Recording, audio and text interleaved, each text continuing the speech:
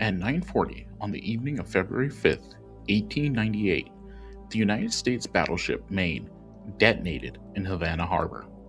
Two explosions in rapid succession. The forward section of the ship was obliterated. 3/4 of the crew, 260 men, were killed, most of them asleep in their berths in the bow. The survivors were thrown into the dark water. The ship sank in minutes. Within hours, America knew. Within days, America had decided who was responsible. Within 10 weeks, America was at war. Whether that decision was right, whether the destruction of the Maine was actually caused by Spain or by something else entirely, is a question that investigators have revisited 3 times over the following 80 years. The answers have changed each time. The war it started cannot be undone. This is part 1, the sinking, the investigation, and how the death of 260 sailors became the spark for America's first imperial war.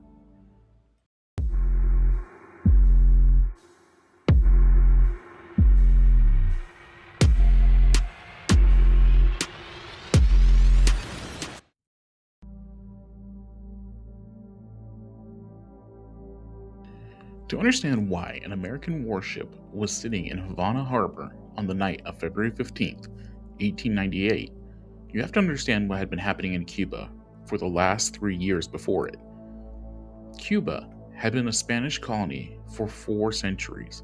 By 1895, Cuban rebels had launched a full-scale independence war, the third major uprising against Spanish rule in 30 years. Spain's response was led by General Valeriano Weyler, whom the American press immediately christened Butcher Weyler. Weyler introduced a policy of reconcentration, forcing the Cuban rural population into fortified camps to deny the rebels their civilian support base. 300,000 people were herded into these camps, denied adequate food, water, and medicine. Tens of thousands died of starvation and disease. In the United States, the reaction was outrage, genuine, widespread, and commercially useful to the newspaper industry.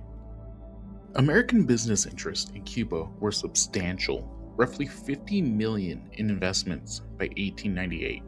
The Cuban conflict had disrupted trade, and politically, a growing faction in Washington, led by figures like Assistant Secretary of the Navy Theodore Roosevelt and Senator Harry Lodge, argued that America's moment to project power beyond its own border had arrived.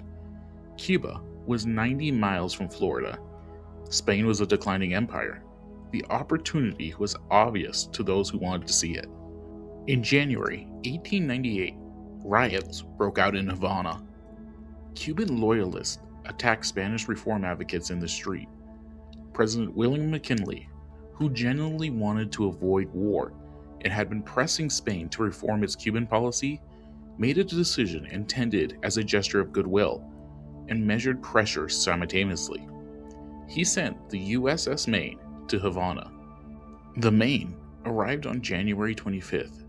The Captain Charles Sigsbee anchored her in the harbor, exchanged courtesies with Spanish authorities, and settled in for what was expected to be a routine diplomatic presence. The Spanish were not pleased, but were too diplomatically weak to protest effectively. For 3 weeks, nothing happened. The Maine sat in the harbor. Her crew went about their routine. Captain Sigsbee wrote letters home. Then, the night of February 15th arrived.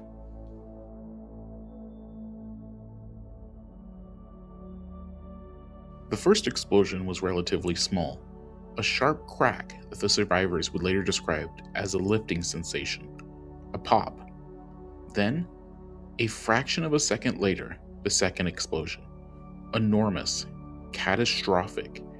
The forward magazine of the Maine detonated in a fireball that tore the bow completely off. The sleeping men in the forward berths had no chance. They were the enlisted crew. The officers were quartered further aft and survived in far higher proportions. Of the 374 men aboard, 252 were killed outright or died of their wounds in the following days. 8 more died later, bringing the final toll to 260 American soldiers. Captain Sigsbee survived. He was in his cabin, writing a letter when the explosion hit.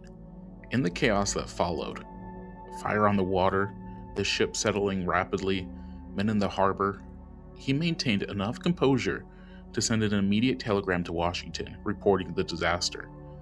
His message included a sentence that would be largely ignored in the following days. Public opinion should be suspended until further report.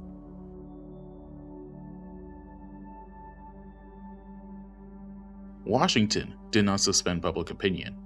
The press did not suspend public opinion. Within hours of the explosion, before any investigation had begun, before any evidence had been gathered, the narrative was already forming. Spain had done this.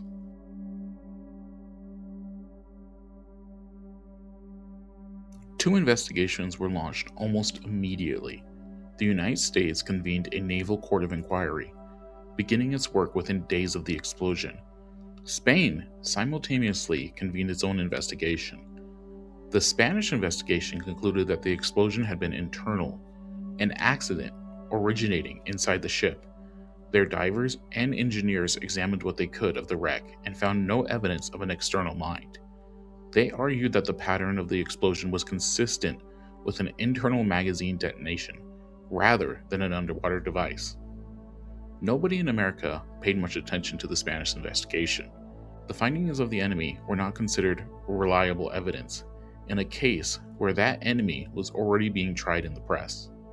The American Naval Court of Inquiries reported its findings on March 28, 1898, 6 weeks after the explosion. Its conclusion? The Maine had been destroyed by an external underwater mine. The court explicitly declined to assign blame. Its members stated they could not determine who had placed the mine or whether it had been placed deliberately, but the conclusion that a mine was responsible was itself enough. In the political climate of March 1898, an external mine meant Spain. The court's careful disclaimer about blame was lost in coverage. The headline was mine. The implication was Spain. The conclusion that the public and the press drew was the conclusion that the press had been preparing for them to draw for months. President McKinley received the report. He had been one of the last men in Washington genuinely trying to find a diplomatic solution. He had been pressing Spain to grant a Cuban autonomy. Spain had been making concessions, slowly, reluctantly, but making them. McKinley's own advisors told him Spain was close to meeting American demands without a war. It didn't matter. The pressure from Congress, from the press, from the public opinion was overwhelming. In April, McKinley asked Congress to authorize the use of force to intervene in Cuba. Congress went further. It passed a declaration of war. On April 25, 1898, the United States declared war on Spain.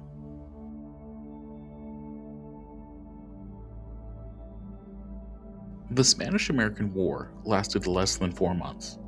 It was, by military standards, almost comedically one-sided. The Spanish Navy was antiquated and outclassed. In the Philippines, Commodore George Dway destroyed the entire Spanish Pacific Fleet in a single morning, without losing a single American sailor. In Cuba, the Atlantic Fleet annihilated the Spanish squadron at the Battle of Santiago Bay. On land, American forces, including Theodore Roosevelt's celebrated Rough Riders, fought their way up San Juan Heights and broke Spanish defensive positions. Spain sued for peace. The Treaty of Paris, signed in December 1898, ended 4 centuries of Spanish imperial presence in the Americas and the Pacific. Spain ceded Cuba, Puerto Rico, Guam, and, for $20 million, the Philippines. The United States, which had entered the war claiming to fight for Cuban independence, emerged from it controlling territories across the Caribbean and the Pacific. Cuba gained nominal independence, but remained effectively an American protectorate for decades. The Philippines, which had been fighting its own independence war against Spain, found itself fighting a new colonial power instead, America. The Philippine-American War, which followed, killed between 250,000 and 1,000,000 Filipinos. All of it's traced back to a single night in Havana Harbor. 2 explosions, 260 dead American sailors, and a question that nobody in the rush to war had waited to properly answer. What actually caused those explosions? In part 2, the evidence that the Maine was not sunk by Spain, the newspapermen who built the narrative before the investigation had finished, and the question of whether America went to war over a lie.